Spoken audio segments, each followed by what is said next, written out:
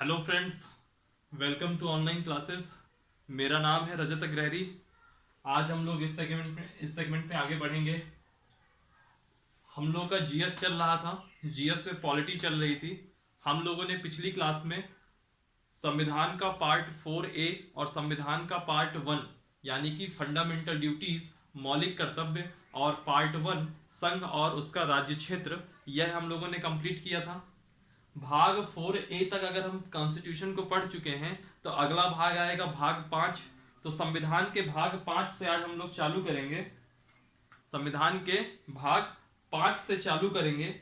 देखेंगे कि संविधान के भाग 5 में क्या क्या है, संविधान के भाग 5 में कितने आर्टिकल हैं और संविधान के भाग 5 में हम लोगों को क्या क्या पढ़ना है।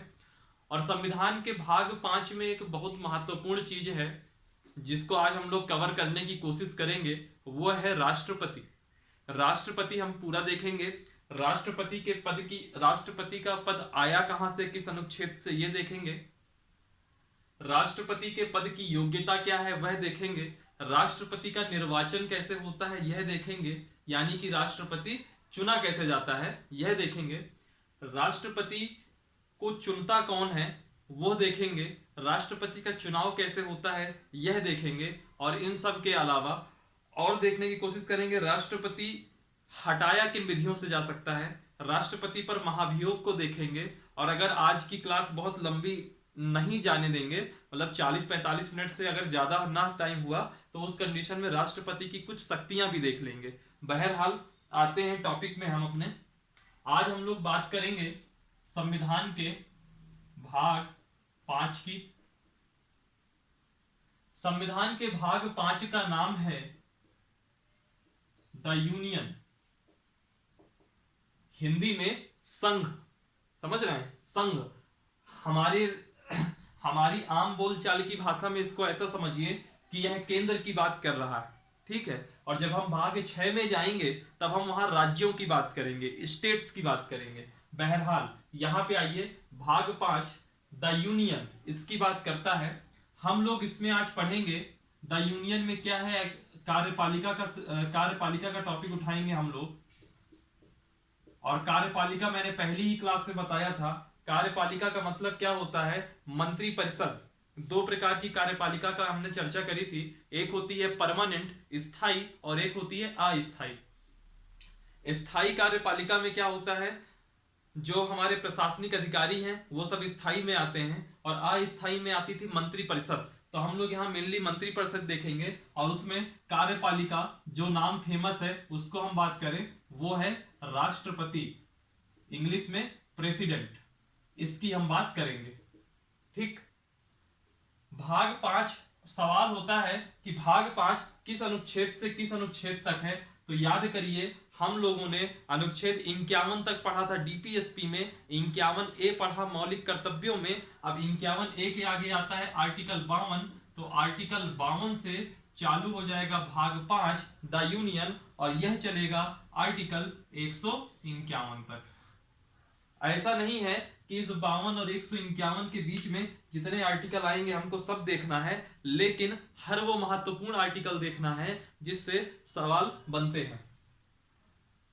एसएससी का आप एग्जाम ले लीजिए, पीसीएस का एग्जाम ले लीजिए, पीएससी का एग्जाम ले लीजिए, यूपीएससी का एग्जाम ले लीजिए, बहुत सारे क्वेश्चन इस पोर्शन से आते हैं और हमको इसी को आज देखना है। चलिए आज का लेक्चर हम लोग चालू करते हैं राष्ट्रपति का, कि राष्ट्रपति शब्द आया कहां से, है ना। चलिए सबसे पहले हम बात करेंगे, मैंने बताया ये आर्टिकल 52 से चालू होता है। तो सबसे पहले हम बात करेंगे आर्टिकल 52 का। आर्टिकल 52 कहता है कि भारत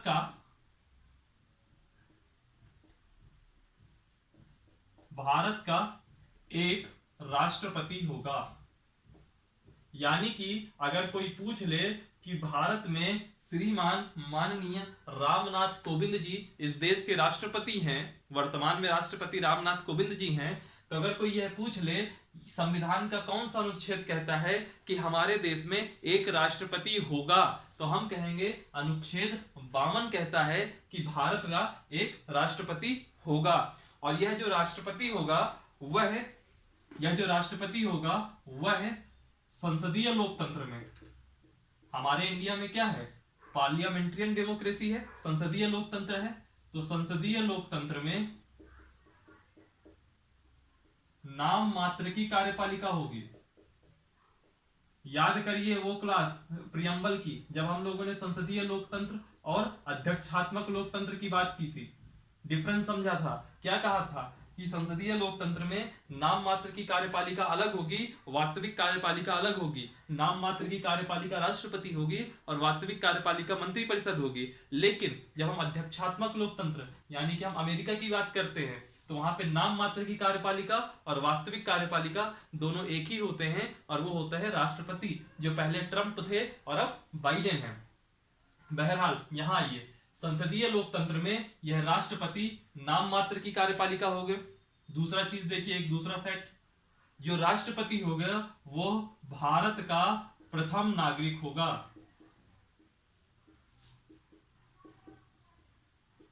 भारत का प्रथम नागरिक होगा, ठीक है। जो राष्ट्रपति होगा वह संविधान प्रमुख होगा। अक्सर क्वेश्चन पूछ लेता है संविधान प्रमुख कौन है, तो संविधान प्रमुख हमेशा राष्ट्रपति होगा। 4 ऑप्शन दे देगा, एक राष्ट्रपति, एक प्रधानमंत्री, एक संसद और एक दे देगा सर्वोच्च न्यायालय। आप हमेशा कहोगे राष्ट्रपति, ठीक है। यह करके कुछ चीजें हैं।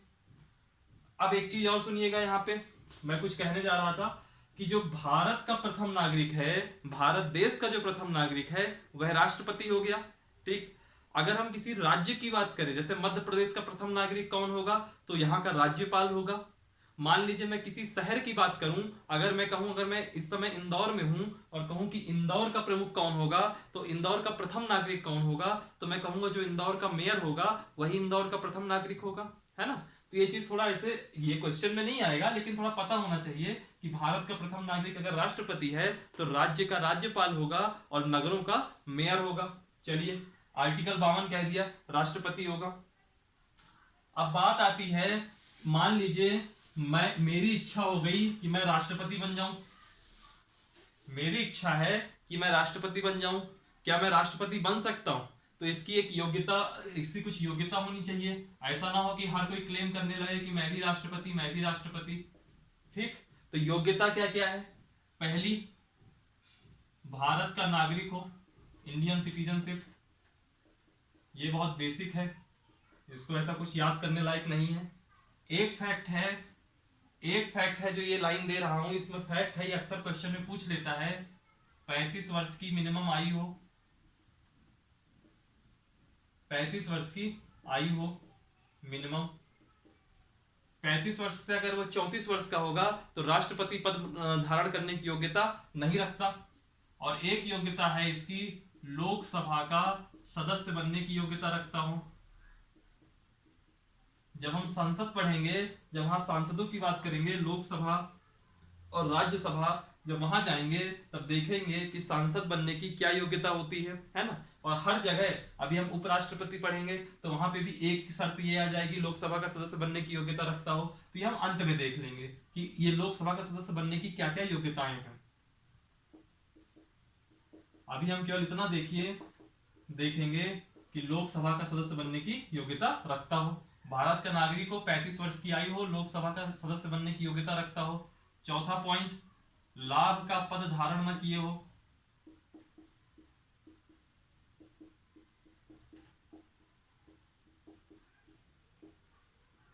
हालांकि लाभ के पद से एक मैटर आता है, लाभ का पद अधिनियम 2006,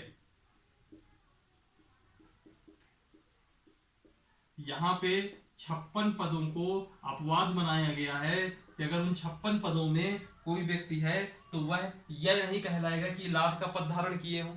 उसके आधार पे आप यह नहीं कह सकते कि तुम राष्ट्रपति नहीं बन सकते। कुल मिला के 4 कंडीशन है, योग्यताएं होनी चाहिए। पहला, भारत का नागरिक हो, बहुत बेसिक है। लोकसभा का सदस्य बनने की योग्यता रखता हो, बहुत बेसिक है। लाभ का पद धारण न किए हो, ये भी बहुत बेसिक है। सबसे मेन है इसमें, इस शर्त में 35 वर्ष की आयु। यह अक्सर क्वेश्चन में पूछ लेता है, एसएससी, रेलवे या किसी भी एग्जाम में आप जीएस की जाएंगे, अगर यहां से कोई क्वेश्चन उसको उठाना होगा तो हमेशा उम्र से क्वेश्चन पूछता है, ठीक है। ये हो गया, ठीक। अब राष्ट्रपति का निर्वाचन कैसे होगा?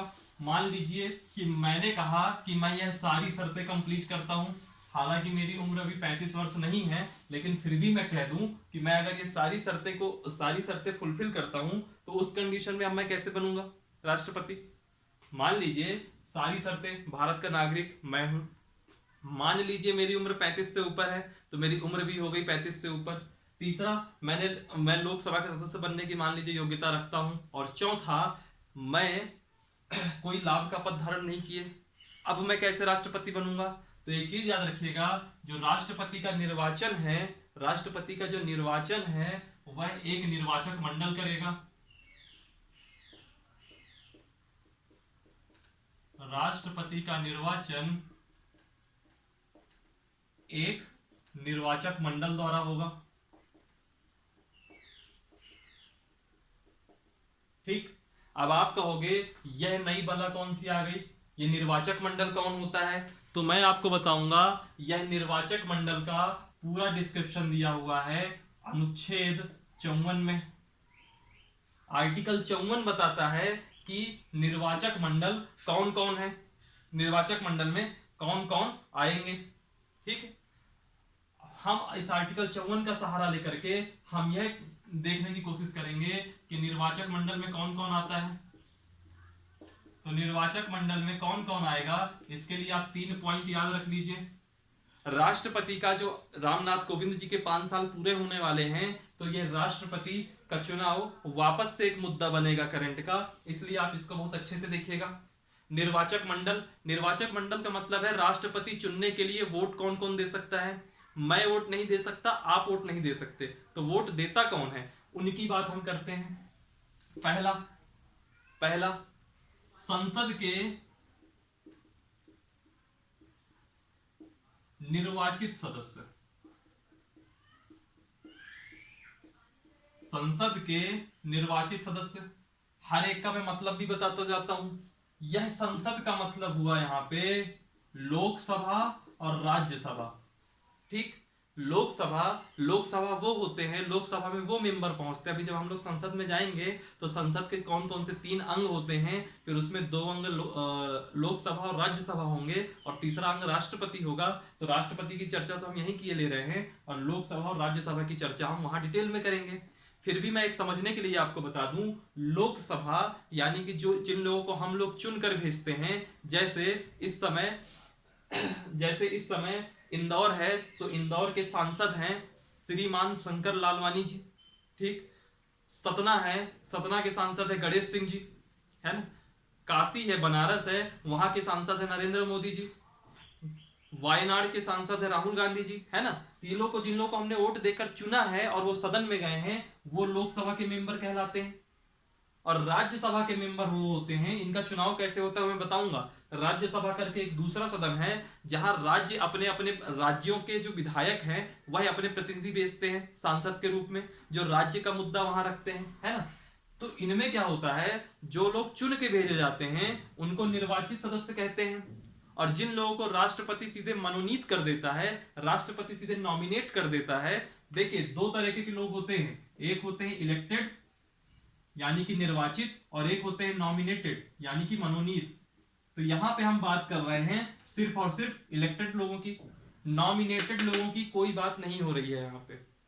ठीक, तो लोकसभा और राज्यसभा के निर्वाचित सदस्य, ये सोच लीजिए, ये हर एक लाइन एक क्वेश्चन बनता है। आप लोगों के जो एग्जाम वगैरह होते हैं, आप कांस्टेबल तक का भी एग्जाम पेपर उठा लेंगे तो उसमें भी कोई बड़ी बात नहीं कि यही क्वेश्चन पूछ लिया जाए कि संसद 4 ऑप्शन दे देगा कि इनमें से कौन राष्ट्रपति के लिए निर्वाचक मंडल में नहीं आता है, ऐसे करके क्वेश्चन पूछ लेंगे। तो पहला हो गया संसद के निर्वाचित सदस्य। दूसरा पॉइंट देखिए, सभी राज्यों की, जितने भी स्टेट है, यहां स्टेट की बात हो रही है, अभी यूनियन टेरिटरी की बात नहीं कर रहे हैं, सभी राज्यों की विधानसभा, याद रखिएगा यहां विधान परिषद नहीं है, सिर्फ विधानसभा के निर्वाचित सदस्य।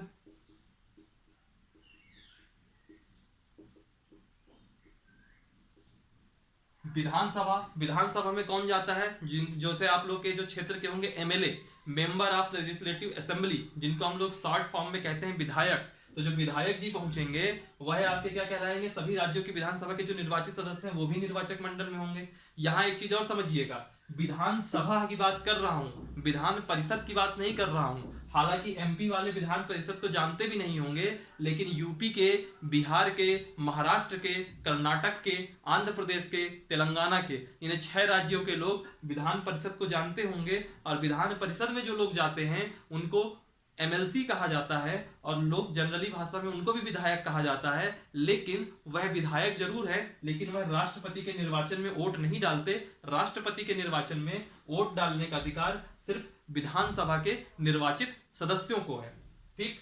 तीसरा पॉइंट, 2 केंद्र शासित प्रदेश। हाल फिलहाल में सिर्फ 2 केंद्र शासित प्रदेश हैं। आप लोग कह सकते हो कि जम्मू कश्मीर और लद्दाख, यह 2 अलग जो अभी नए केंद्र शासित प्रदेश बने हैं, इनकी विधानसभाओं का क्या सिस्टम है, वोट डालने का निर्वाचक मंडल में अभी ऐड हुए कि नहीं हुए। तो मैं आपको स्पष्ट कर दूं, अभी तक जिस दिन मैं क्लास ले रहा हूं, अभी तक किसी भी प्रकार का इस आर्टिकल 54 में कोई संशोधन नहीं हुआ है, जहां पे तीसरे पॉइंट में दिल्ली और पुदुचेरी के साथ साथ जम्मू कश्मीर और लद्दाख का नाम लिख दिया गया हो। इसलिए मैं आज तक की स्थिति के अनुसार यहां लिखता हूं दिल्ली प्लस पुदुचेरी विधानसभा के निर्वाचित सदस्य। जम्मू कश्मीर वाले में एक थोड़ा सा कॉम्प्लेक्स इशू यही आता है कि अब वो राज्य तो रह नहीं गया, अब वो यूनियन टेरिटरी हो गया है। लेकिन यूनियन टेरिटरी के पॉइंट पे अभी दिल्ली और पुदुचेरी बस है, और जल्दी ही राष्ट्रपति का चुनाव आने वाला है। तो क्या होगा, हो सकता है संसद कोई कानून बनाए, आर्टिकल 54 में किसी प्रकार का कोई अमेंडमेंट करे। जब होगा तब होगा। अभी हाल फिलहाल की स्थिति में केवल इतने ही मेंबर हैं जो निर्वाचक मंडल के सदस्य हैं और जो राष्ट्रपति के चुनाव के लिए वोट डाल सकते हैं। वापस से समझिए, संसद के दोनों सदन, लोकसभा और राज्यसभा, दोनों सदन के निर्वाचित सदस्य, ये निर्वाचित को अंडरलाइन कर लीजिएगा आप। सभी राज्यों की विधानसभा, सिर्फ विधानसभा, इनके निर्वाचित सदस्य, और दिल्ली और पुदुचेरी के निर्वाचित सदस्य। इतने लोग आपके वोट डालेंगे और इनके वोट से ही राष्ट्रपति बनेगा। अब सवाल हुआ कि अगर निर्वाचक मंडल ये आर्टिकल 54 बता दिया तो निर्वाचन की प्रक्रिया कैसे होगी, इलेक्शन की प्रोसेस कैसे होगी। तो जो निर्वाचन प्रक्रिया है ये तो तय हो गया कि वोट कौन देगा। अब सवाल उठा वोट देंगे कैसे, वोट गिने कैसे जाएंगे। इन सब चीजों के लिए एक निर्वाचन प्रक्रिया होती है, इलेक्शन प्रोसेस, और यह दिया था आर्टिकल 55 में। वापस देखिए, आर्टिकल 52 कहता है कि एक राष्ट्रपति होगा। आर्टिकल 53 का भी धैर्य रखिए, जब मैं राष्ट्रपति की शक्तियां बताऊंगा तो 53 में आऊंगा। आर्टिकल 54 कहता है कि एक निर्वाचक मंडल होगा, उसी के द्वारा राष्ट्रपति चुना जाएगा। फिर आर्टिकल 55 में कहा गया उस निर्वाचक मंडल के द्वारा निर्वाचन की प्रक्रिया क्या होगी, यह आर्टिकल 55 में दिया गया। अब मैं इस प्रक्रिया को आप लोगों को बताता हूं। इतना समझ में आ गया ना कि एमएलए वोट देगा दिल्ली और पुदुचेरी का, सभी राज्यों की विधानसभाओं के निर्वाचित सदस्य वो एमएलए वोट देंगे, फिर इसके बाद सभी सांसद वोट देंगे, लोकसभा और राज्यसभा के। सभी सांसद में मेरा कहने का मतलब सिर्फ और सिर्फ निर्वाचित सांसदों से हैं, ना कि मनोनीत सांसदों से। फॉर एग्जाम्पल, जैसे मान लीजिए आप किसी जगह रह रहे हैं, मैं मान लीजिए इंदौर का ही एग्जाम्पल ले लेता हूं। तो अगर मैं इंदौर के पॉइंट ऑफ व्यू से देखूं तो मेरे यहाँ के जितने विधायक हैं वह सब भी वोट देंगे। मेरे यहाँ का जो सांसद है शंकर लालवानी जी, वह भी वोट देंगे, है ना। अब हालांकि ये समझने की बात है, बाकी आपको समझना इन्हीं 3 पॉइंट से चाहिए, ठीक है, कि जो जो आपके जनप्रतिनिधि हैं वही जाकर के वहां वोट देते हैं। ठीक, यह 3 पॉइंट उम्मीद करता हूं आप याद रखेंगे। अब हम आर्टिकल 55 के तहत जो निर्वाचन प्रक्रिया दी गई है इसको समझने की कोशिश करते हैं। होता क्या है, जो विधायक और सांसद वोट दे रहे हैं तो सब लोग जाके एक एक वोट देंगे। ठीक है, शंकर लालवानी जी भी जाएंगे तो एक वोट देंगे, आकाश विजयवर्गीय जी भी जाएंगे तो एक वोट देंगे, और मान लीजिए यूपी का कोई विधायक है, वह भी जाएंगे तो वह भी एक वोट देंगे। ठीक है, यूपी का कोई विधायक है वह भी जाके वहां एक वोट देंगे। लेकिन मैं क्या कहने जा रहा हूं उस पर बात करिएगा। वोट सब लोग एक एक देंगे। मान लीजिए विधायक की बात कर लूं, एक विधायक है यूपी के, नोएडा से पंकज सिंह। ठीक, एक विधायक है एमपी के, मान लीजिए हमारे एमपी में ही है, क्या नाम है इनका, आकाश विजय वर्गीय जी। ठीक, एक विधायक है मान लीजिए कोई उत्तराखंड का, कोई एक्स करके आदमी है। एक विधायक है कोई छत्तीसगढ़ का, वाई करके आदमी है। ऐसे ही कोई एक विधायक है आंध्र प्रदेश का, उसका नाम जेड है। ठीक, इतने सारे अलग अलग राज्य से विधायक हैं। विधायक यह भी है, विधायक यह भी है, विधायक यह भी है, यह भी है, यह भी है, और ये सब लोग जाकर के एक वोट देंगे। 10 तो वोट दे नहीं सकते, एक वोट देंगे। ठीक, लेकिन लेकिन इनके वोट की वैल्यू, मतों, इनको इंग्लिश हिंदी में कहते हैं मतों का मूल्य, वैल्यू ऑफ वोट, इनकी भी डिफर होगी, इनकी भी डिफर होगी, इनकी भी डिफर होगी, इनकी भी डिफर होगी। यानी कि हर विधायक जाएगा वोट देने एक ही, लेकिन हर विधायक के वोट की वैल्यू, मतों का मूल्य सबका अलग अलग होगा। अब मैं बताता हूं मतों का मूल्य निकालते कैसे हैं। देखिएगा मतों का मूल्य कैसे निकालते हैं। मान लीजिए कोई विधायक है, एमपी के विधायक आकाश विजय वर्गीय जी वोट देने जा रहे हैं, तो उनके एक वोट का मूल्य कितना होगा उस पर बात करते हैं। तो एमएलए के मत का मूल्य, ये सब आर्टिकल 55 का बता रहा हूं, निर्वाचन प्रक्रिया उसी में दी गई है। एमएलए के मत का मूल्य, एमएलए के मत का मूल्य पता कितना होता है, देखिएगा फॉर्मूला देखिएगा, राज्य की कुल जनसंख्या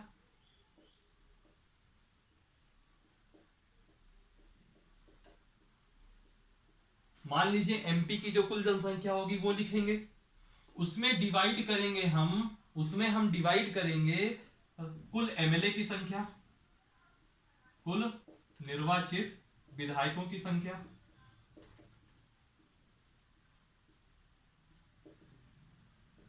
कुल निर्वाचित एमएलए की संख्या। अब जो नंबर भी आएगा उस नंबर में हम 1000 का और डिवाइड कर देंगे। ठीक, तो जो मान लीजिए अगर एमपी की जनसंख्या लिखूंगा, यहां एमपी के कुल एमएलए की संख्या लिखूंगा, और फिर जो वैल्यू आएगी उसपे मैं 1000 का डिवाइड करूंगा, उतना ही मूल्य एमपी के हर विधायक के मतों का मूल्य होगा।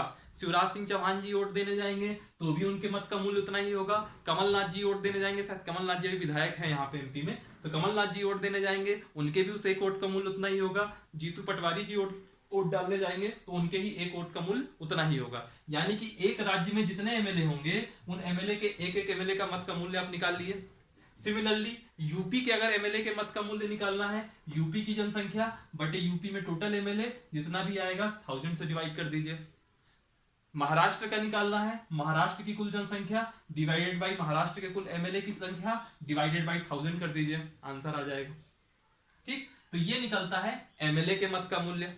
ठीक, अब बात आती है एमपी यानी कि जो सांसद हैं उनके मत का मूल्य कैसे निकालेंगे, मेंबर ऑफ पार्लियामेंट। एमपी के मत का मूल्य कैसे निकालते हैं, इसका फॉर्मूला बिल्कुल सिंपल है, एमएलए के कुल मतों का मूल्य, यानी कि जो विधायक थे उनके कुल मतों का मूल्य, और यह पूरे देश भर के जितने एमएलए हैं पूरे देश भर में सबके कुल मतों का मूल्य लिखा जाएगा, और इसमें डिवाइड किया जाएगा। डिवाइड किसका किया जाएगा वह देखिएगा, डिवाइड किया जाएगा कुल सांसदों की संख्या या कुल निर्वाचित सांसद। और ये जो कुल निर्वाचित हैं इसमें लोकसभा के भी सांसद होंगे और राज्यसभा के भी सांसद होंगे। पता होना चाहिए आपको कि लोकसभा में 545 हैं, राज्यसभा में 245 हैं, यानी कि टोटल हुआ 790। तो टोटल एमएलए के जो कुल मतों का मूल्य होगा वो, और उसमें डिवाइड कर देंगे हम 790 से, जितनी वैल्यू आएगी वो एक एक सांसद के मत का मूल्य होगी। ठीक, तो ऐसे जो है हर एक एमएलए के मत का मूल्य निकल जाएगा, हर एक सांसद के मतों का मूल्य निकल जाएगा। अब ये लोग जाएंगे, जितने भी कैंडिडेट होंगे जो चुनाव लड़ रहे होंगे राष्ट्रपति का, उनको अपनी प्रेफरेंस के अनुसार उनको वोट देंगे। वोट कैसे दिया जाता है वो अभी समझाता हूं, लेकिन उनके मतों का मूल्य कितना होगा यह मैंने आपको अभी बता दिया। अब सवाल होता है कि चुनाव जीता हुआ किसको पाएंगे, कि मतलब किसको डिसाइड करेंगे कि ये बंदा चुनाव जीत गया। तो क्या होता है, राष्ट्रपति निर्वाचित होने के लिए या राष्ट्रपति बनने के लिए साधारण भाषा में कहूं, राष्ट्रपति निर्वाचित होने के लिए आपको क्या चाहिए? आपको चाहिए निर्वाचन कोटा। निर्वाचन कोटा जो भी पहले प्राप्त कर लेगा वही राष्ट्रपति बनेगा। और निर्वाचन कोटा का मतलब क्या होता है? निर्वाचन कोटा का मतलब होता है डाले गए कुल वैध मतों का मूल्य बटे 2+1। मान लीजिए टोटल मतों का मूल्य, टोटल एमएलए के मतों का मूल्य निकाल लीजिए, टोटल एमपी के मतों का मूल्य निकाल लीजिए। मान लीजिए वो निकलना चाहिए था आपका 11,000 निकलना चाहिए था। लेकिन कुछ एमएलए ऐसे थे जिन्होंने वोट डाला, सही से नहीं डाला उन्होंने वोट, कुछ उनसे गलती हो गई, तो उनका जो मत था वो वैध की जगह अवैध हो गया, यानी कि उनका जो है मत खारिज कर दिया गया। अब अगर मत खारिज कर दिया गया तो मालूम चला कि डाले गए जो कुल वैलिड वोट थे, वैध मत थे, उनका मूल्य निकलता है 10,000। ठीक, तो निर्वाचन कोटा क्या होगा? यह 10,000 बटे 2+1 यानी कि 5,001। जिस बंदे के पक्ष में 5,001 मूल्य जिसको पहले मिल जाएंगे वह ही आपका राष्ट्रपति निर्वाचित हो जाएगा। ठीक, यह था इसमें। हमने किसमें देखी? आर्टिकल 55 में देखी। ये सब क्या था? निर्वाचन प्रक्रिया थी। ठीक, वोट डाले कैसे जाते हैं, क्या होता है इसमें, थोड़ा सा एक चीज और समझिएगा। ये किस प्रकार की पद्धति कहलाती है? ये वोट डालने वाली राष्ट्रपति का निर्वाचन किस प्रकार की पद्धति कहलाती है? तो इसका नाम लिखता हूं, थोड़ा अजीब सा लगेगा लेकिन समझिएगा। आनुपातिक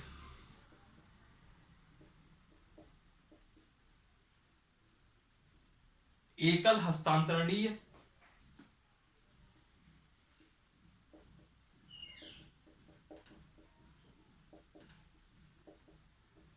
मत पद्धति।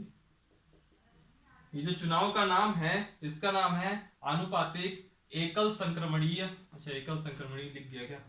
एकल संक्रमणीय या हस्तांतरणीय मत पद्धति, एकल संक्रमणीय या हस्तांतरणीय मत पद्धति। और इसको एक चीज और कहते हैं, यह अप्रत्यक्ष है, तो इसका नाम हो जाएगा अप्रत्यक्ष आनुपातिक एकल संक्रमणित या फिर हस्तांतरणीय मत पद्धति। नाम थोड़ा अजीब लग रहा होगा, हर एक नाम का मैं मतलब बताता हूं।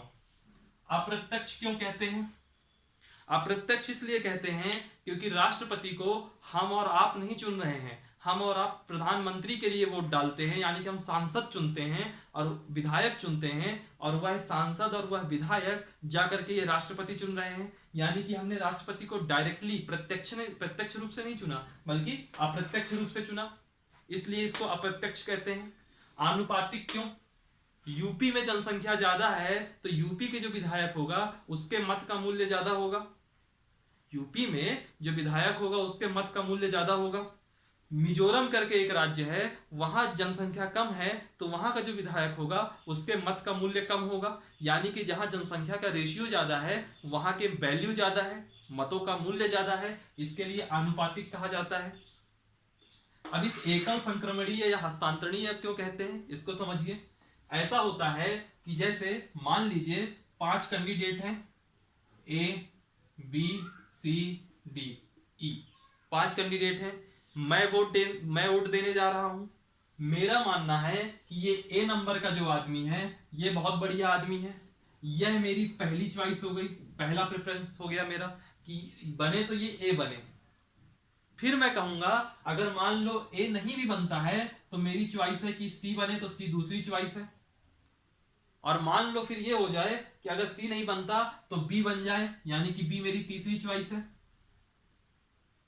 मान लीजिए अब लगता है अगर चलो किसी भी कंडीशन में बी भी नहीं बन रहा तो मेरी चौथी चॉइस है डी ई, और फिर मैं कह दूं मेरी 5वीं चॉइस लास्ट चॉइस है डी। ठीक, और कभी कोई ऐसी बात हो जाए कि इसमें क्या होता है, पहले राउंड की जैसे ऐसा मैंने प्रेफरेंस किया ऐसे और भी लोग जो वोटर होंगे, जो वोट देने वाले होंगे, सब लोग प्रेफर करेंगे अपनी अपनी चॉइस को।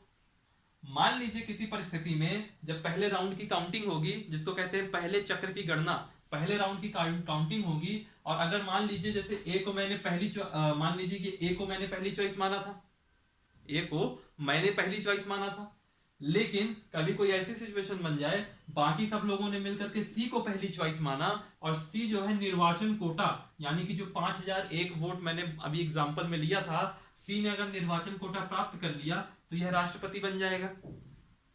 लेकिन मान लीजिए एक ऐसी सिचुएशन ले लीजिए, हाइपोथेटिकल एक ऐसी सिचुएशन ले लीजिए कि पहले राउंड की काउंटिंग पूरी हो गई, कोई भी निर्वाचन कोटा नहीं पाया, कोई भी निर्वाचन कोटा नहीं पाया। मान लीजिए ये ए है, ए ने पहले राउंड के पास, ए को जो है मान लीजिए 400 लोगों ने वोट दिया और इसके मतों का मूल्य 4000 हो गया। ठीक, टोटल वोट मान लीजिए पड़े 10,000, निर्वाचन कोटा कितना होगा 10,000 बटे 2 प्लस 1 यानी कि 5,001, 4,000 इसको मिल गया। छोड़िए, ये सी है, सी को मान लीजिए 4,000 मिल गया। ठीक, ये बी है, बी को मान लीजिए 2,000 मिल गया। ए है, ए को मान लीजिए 2500 मिल गया। 4 2 6 2 8 8500 हो गया। अब बचा 1500 वोट, 1500 में आप इसको दे दीजिए 1000 और इसको दे दीजिए 500। वोट सबको मिले, लेकिन 5001 वोट अभी तक किसी को नहीं मिला। तो पता है क्या होगा, ये पहले राउंड की काउंटिंग हो गई। अब पहले राउंड की काउंटिंग के बाद जो ये ई है, यह पिक्चर से बाहर हो जाएगा क्योंकि इसको सबसे कम वोट मिले हैं, ये एग्जिट हो जाएगा। अब अगले राउंड की काउंटिंग सिर्फ इनके बीच में होगी, सिर्फ इनके बीच में होगी। तब सवाल उठता है, कई लोगों ने ये जो 500 का वोट यानी कि 50 लोगों ने कुछ 50 लोग ऐसे होंगे जिन्होंने ई को पहली चॉइस माना था, तभी तो ई को 500 वोट मिले। तो उन 50 लोगों का वोट कहां गया? तो उन 50 लोगों ने जिसको सेकंड चॉइस माना होगा, मान लीजिए कि उन्होंने सेकंड चॉइस सी को माना था, मान लीजिए कि सी को उन्होंने माना था, तो वह पूरा का पूरा वोट सी को शिफ्ट हो जाएगा। तो 4000 प्लस 500 आ गया आपका 4500, और ये जो ई है आपका, यह पिक्चर से बाहर हो जाएगा। लेकिन अभी भी इस सी के पास पूर्ण बहुमत नहीं है, निर्वाचन कोटा नहीं पाया उसने, 4500 नहीं, 5001 नहीं पाया।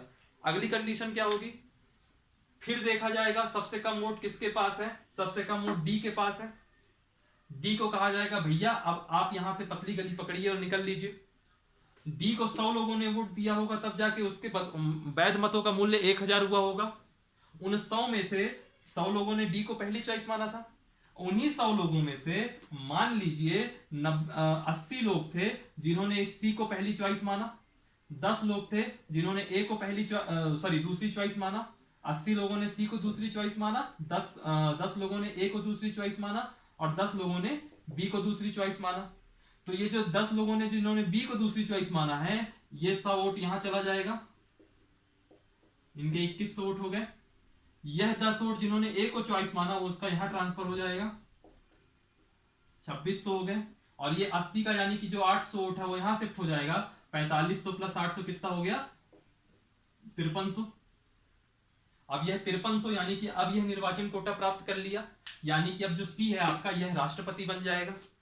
कहने का मतलब यह है कि अगर मैंने किसी को पहली चॉइस माना है और पहले राउंड की काउंटिंग में कोई भी राष्ट्रपति नहीं बनता है, यानी कि कोई निर्वाचन कोटा नहीं प्राप्त करता है, और मेरा वाला कैंडिडेट जो पहली चॉइस जिसको मैंने माना था, वह उसने सबसे कम वोट हासिल किए और वह पिक्चर से बाहर हो रहा है, रेस से बाहर होगा क्योंकि अगले राउंड की काउंटिंग के लिए, तो जिस आदमी ने उसको पहली चॉइस, पहली प्रेफरेंस रखी होगी, जैसे मान लीजिए मैंने ही उसको पहली प्रेफरेंस रखी थी, तो मेरा वोट अब कहां ट्रांसफर हो जाएगा? जिसको मैंने दूसरी प्रेफरेंस मान रखी।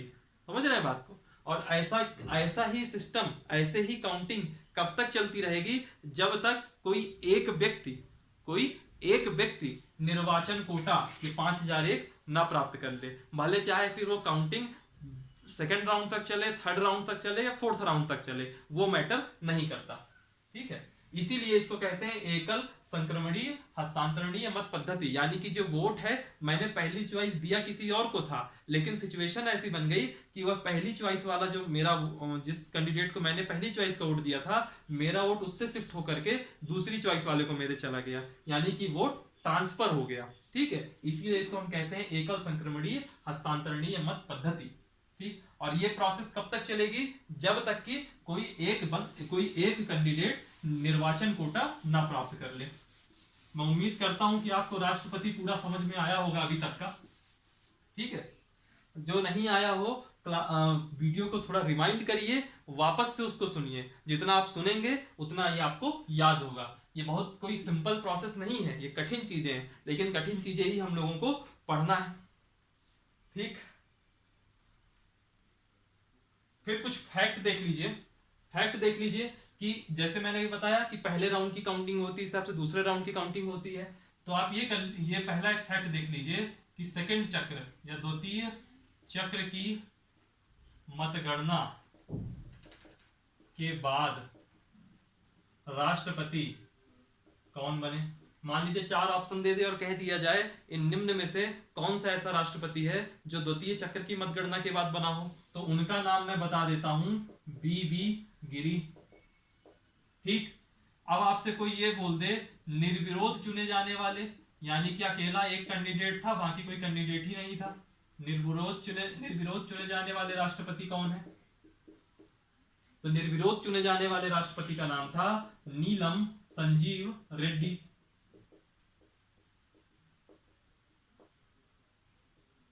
ठीक, नीलम संजीव रेड्डी। फिर एक और फैक्ट देख लीजिए, निर्दलीय, मतलब जो ना किसी यूपीए का थे, ना किसी एनडीए के थे, ना किसी बीजेपी के थे, ना किसी कांग्रेस के थे, निर्दलीय चुने जाने वाले राष्ट्रपति कौन थे? एक थे आपकी यही नीलम संजीव रेड्डी,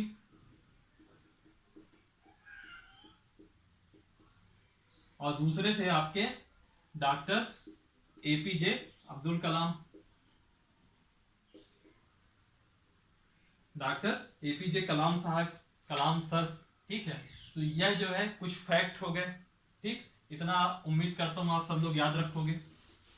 लिखते जाइए, जितना आप लिखोगे उतना अच्छे से याद होगा। और जो ये वोटिंग का जो ट्रांसफर वाली मैंने प्रोसेस समझाई थी, इसको आप 2-3 बार रिवाइंड करके वीडियो जरूर देखिएगा, अदरवाइज इतनी आसानी से याद नहीं होगा। इसके बाद हम बात करते हैं कि राष्ट्रपति की पदमुक्ति कैसे होती है। ठीक है, पदमुक्ति का पहले कॉन्सेप्ट समझिए, फिर महाभियोग का उसके बाद में बताता हूं मैं। पदमुक्ति देखिए 2 कंडीशन में होता है। एक, जैसे मान लीजिए रामनाथ कोविंद जी हैं, 5 साल के लिए चुने गए, तो अब उनका कार्यकाल समाप्त हो जाए,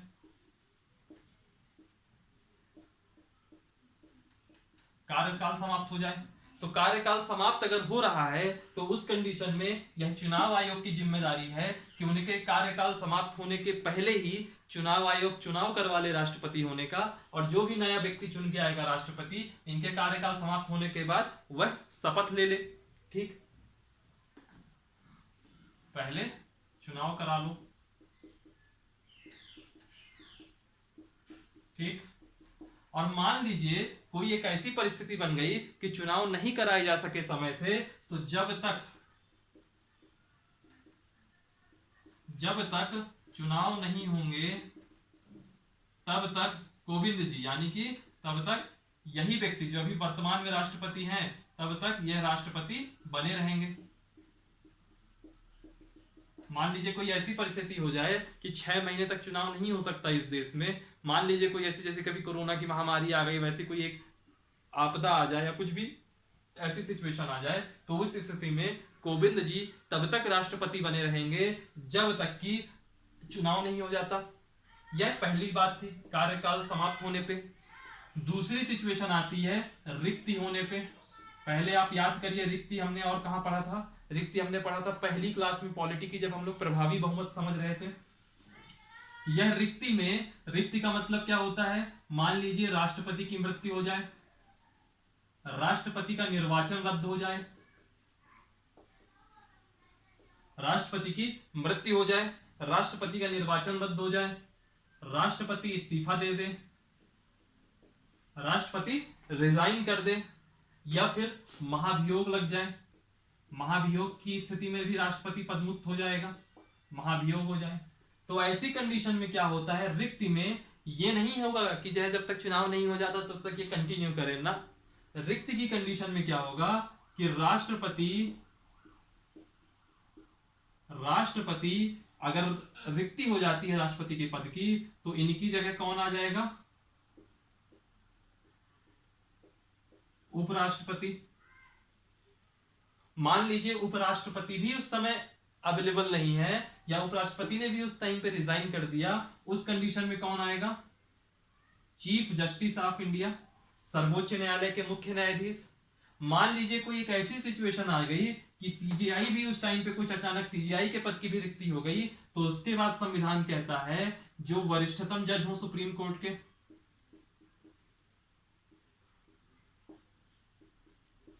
वरिष्ठतम जज हो सुप्रीम कोर्ट के।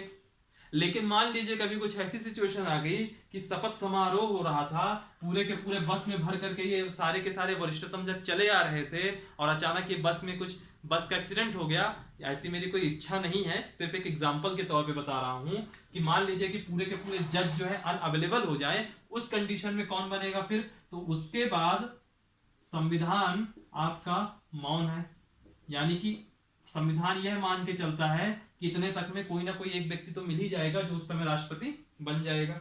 यानी कि रिक्त की स्थिति में राष्ट्रपति की जगह फिर कौन आता है? उपराष्ट्रपति। अगर वह भी उस समय उपस्थित नहीं है तो CJI, chief justice of India, वह भी उपस्थित नहीं है तो जो वरिष्ठतम जज होंगे सुप्रीम कोर्ट के, ठीक है। और जो भी उस समय राष्ट्रपति का पद धारण करेगा उसको हम क्या कहेंगे? कार्यवाहक राष्ट्रपति। और वो वेतन सब राष्ट्रपति के बराबर ही लेगा। एक चीज और देखिए, एक फैक्ट है कि राष्ट्रपति को शपथ कौन दिलाता है, ओथ कौन दिलाता है? तो याद रखिएगा, चीफ जस्टिस ऑफ इंडिया, जो सुप्रीम कोर्ट के मुख्य न्यायाधीश हैं, वह ही राष्ट्रपति को शपथ दिलाते हैं। ये बात हो गई, ठीक है। अभी इसके पहले जो हम लोगों ने राष्ट्रपति का निर्वाचन पढ़ा था, उसमें एक चीज रह गई थी, थोड़ा सा वो भी देख लीजिए। है बहुत बड़ी चीज नहीं है, लेकिन कई बार क्वेश्चन में पूछ लेता है तो उसको पता होना चाहिए।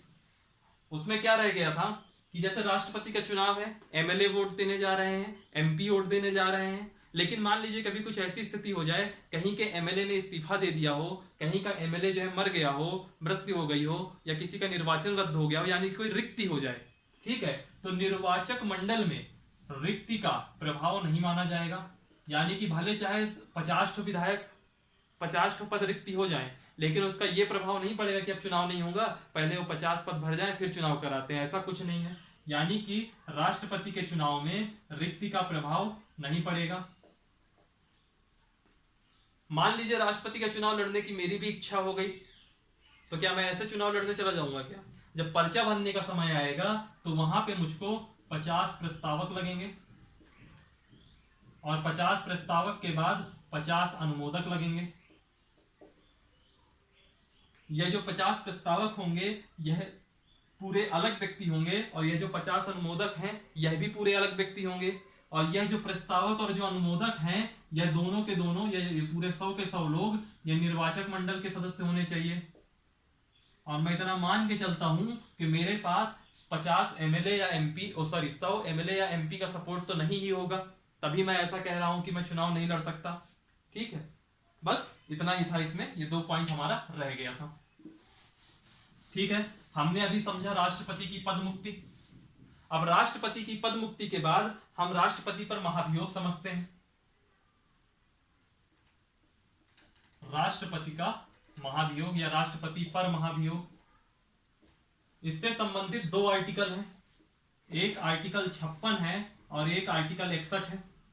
आर्टिकल 56 में लिखा है कि राष्ट्रपति को, आर्टिकल 56 में लिखा है कि राष्ट्रपति को महाभियोग से हटाया जा सकता है।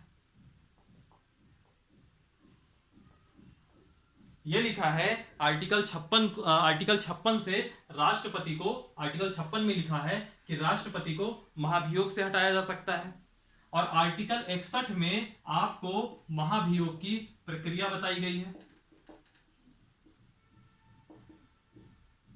तो कभी यह पूछ ले कि महाभियोग की प्रक्रिया या महाभियोग कैसे होगा या किस अनुच्छेद में लिखा है, तो वह अनुच्छेद 61 में लिखा है। और यह पूछ ले कि राष्ट्रपति को महाभियोग से हटाया जा सकता है, यह किस अनुच्छेद में लिखा है, तो यह अनुच्छेद 56 में लिखा है। आइए अब हम लोग समझते हैं राष्ट्रपति के महाभियोग की प्रक्रिया क्या होती है। महाभियोग की प्रक्रिया में क्या होता है, महाभियोग की प्रक्रिया आर्टिकल 56 में यह भी लिखा है किस कंडीशन में आएगा, तो ये आएगा, इसका बेस क्या रहेगा, संविधान का उल्लंघन। ऐसे नहीं कि मन हुआ मुंह उठाए महाभियोग लगा दिए, नहीं, वैलिड रीजन होना चाहिए संविधान के उल्लंघन पर। वो एक अलग बात है कि ये चेक करने का कोई नियम नहीं है, ये चेक करने का कोई नियम नहीं है कि संविधान का उल्लंघन हुआ है या नहीं। जब हम लोग न्यायालय पढ़ेंगे, न्यायपालिका पढ़ेंगे, तो वहां हम देखेंगे जो चीफ जस्टिस ऑफ इंडिया है उनके अगेंस्ट जब इम्पीचमेंट मोशन लाया जाता है तो वहां चेक करने के लिए कि अगर उनके ऊपर कदाचार साबित होता है तो ही इम्पीचमेंट लाते हैं चीफ जस्टिस ऑफ इंडिया में। वो सब चीजें मैं बाद में बताऊंगा, अभी थोड़ा कम समझ में आएगा आपको।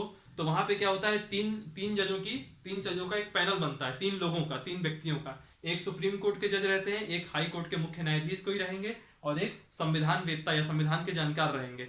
अब ये 3 लोग मिलकर के डिसाइड करेंगे कि कदाचार साबित होता है चीफ जस्टिस ऑफ इंडिया के ऊपर या नहीं। यहाँ पे लिखा तो है संविधान के उल्लंघन पर, लेकिन ऐसी कोई सदस्यों की कोई समिति नहीं बनेगी जो यहाँ पे साबित करे कि राष्ट्रपति ने संविधान का उल्लंघन किया है या नहीं। ये कहने का मेरा मतलब है। आइए मान लीजिए कि संविधान का उल्लंघन हो गया, संविधान का उल्लंघन हो गया, अब हमको राष्ट्रपति को हटाना है, महाभियोग लाना है।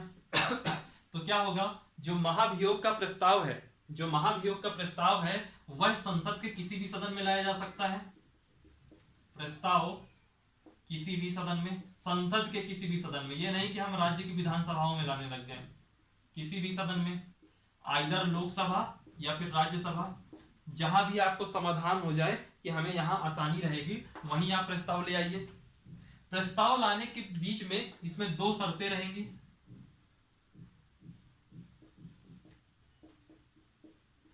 दो शर्तें रहेंगी। जिस भी सदन में प्रस्ताव लाया जाए उस सदन के 1/4, 1/4 व्यक्तियों का या 1/4 सदस्यों का प्रस्ताव में हस्ताक्षर होना चाहिए।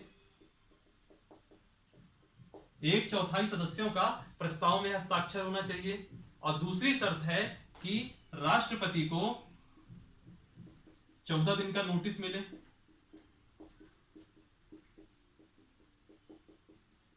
राष्ट्रपति को 14 दिन का नोटिस मिले। अब मान लीजिए कि पहली कंडीशन 1/4 सदस्यों का हस्ताक्षर, यह भी कंडीशन फुलफिल हो रही है। राष्ट्रपति को आपने 14 दिन का पूर्व नोटिस भी दे दिया, यह भी कंडीशन फुलफिल हो गई है। फिर क्या होगा, जो प्रस्ताव है वह प्रस्ताव कहां आ जाएगा, आपका सदन में। प्रस्ताव सदन में आएगा। सदन में आने के बाद इसमें प्रस्ताव में मतदान होगा, वोटिंग होगी। और मान लीजिए राष्ट्रपति को हटाना है, उस महाभियोग के प्रस्ताव के पक्ष में कितनी वोटिंग होनी चाहिए, याद करिए, मैंने जब बहुमत के प्रकार बताए थे तब आपको बताया था 2/3 सदन का, 2/3 सदस्यों का, कुल जो सदस्य संख्या है उसका 2/3। इसमें और कोई इसमें इफ और बट नहीं है। टोटल जैसे 545 है लोकसभा में, तो 545 गुणे 2/3 अगर इस पक्ष में होंगे तो ये प्रस्ताव पारित माना जाएगा। और अगर राज्यसभा में ये प्रस्ताव आता है तो 245 गुणे 2/3 अगर ये इस पक्ष में होंगे तो प्रस्ताव पारित माना जाएगा। 2/3 सदस्यों का मत, मान लीजिए कि प्रस्ताव लोकसभा में आया था, लोकसभा में 2/3 लोगों ने इसके पक्ष में वोट दे दिया कि राष्ट्रपति ने संविधान को उल्लंघन किया है, महाभियोग लगा दो, हटा दो। फिर यह प्रस्ताव दूसरे सदन में जाएगा। अगर लोकसभा से पास हो गया होगा तो राज्यसभा में जाएगा, राज्यसभा से पास हो गया होगा तो लोकसभा में जाएगा। दूसरे सदन में जाने पर वापस से वहां मतदान होगा। और मतदान होने के बाद अगर मान लीजिए 2/3 मत यहां पे भी अगर वो प्रस्ताव पा जाता है और 2/3 से वह प्रस्ताव यहां से भी पारित हो जाता है, तो जो राष्ट्रपति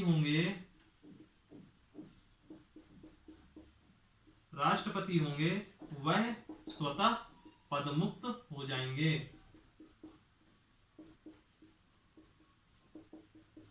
राष्ट्रपति स्वतः पदमुक्त हो जाएंगे और यही प्रोसेस कहलाती है आपकी महाभियोग।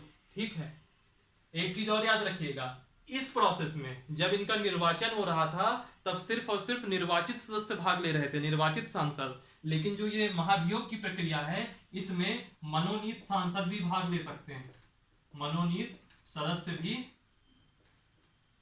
पार्टिसिपेट करेंगे, भाग लेंगे। ऐसा नहीं कि यहाँ पे आप कहो सिर्फ निर्वाचन वाले ही आएंगे, नहीं, जब हटाने की बारी आएगी तो मनोनीत भी आ जाएंगे। ठीक है, ये हम लोग की यहाँ पे बात रही। अब मान लीजिए राष्ट्रपति पद मुक्त हो गए, तो कौन राष्ट्रपति का पद संभालेगा? अभी थोड़ी देर मैंने पहले ही बताया, रिक्ति में यानी कि मृत्यु हो जाए, निर्वाचन रद्द हो जाए, त्याग पत्र दे दे राष्ट्रपति, या फिर महाभियोग से हटा दिए जाए, तो उस कंडीशन में राष्ट्रपति के बाद उपराष्ट्रपति आएंगे। ठीक, उपराष्ट्रपति भी अगर इस्तीफा दे देते हैं लगे हाथ, तो फिर चीफ जस्टिस ऑफ इंडिया को कार्यवाहक राष्ट्रपति बनाया जाएगा। ठीक, फिलहाल की क्लास में राष्ट्रपति में आज हम लोग सिर्फ इतना देखेंगे। कल की क्लास में हम लोग समझेंगे राष्ट्रपति की शक्तियां, और अगर कल के दिन टाइम रहेगा तो राष्ट्रपति की शक्तियों के साथ साथ उपराष्ट्रपति भी देख लेंगे, अदरवाइज राष्ट्रपति की सिर्फ शक्तियां देखेंगे कल की क्लास में। आज की क्लास को मैं यहीं से खत्म करता हूं। ठीक है, आपको आई होप ये वीडियो पूरा पसंद आया होगा, चीजें समझ में आई होंगी। अगर इस पूरी क्लास में कहीं से कुछ डाउट हो, या इस क्लास के बाहर का इस टॉपिक से रिलेटेड कुछ डाउट हो जो इस क्लास में कवर ना भी किया गया हो, आप कमेंट सेक्शन में जाइए और उसमें कमेंट करिए या क्वेश्चन पूछिए, मैं उसका आपको आंसर करूंगा।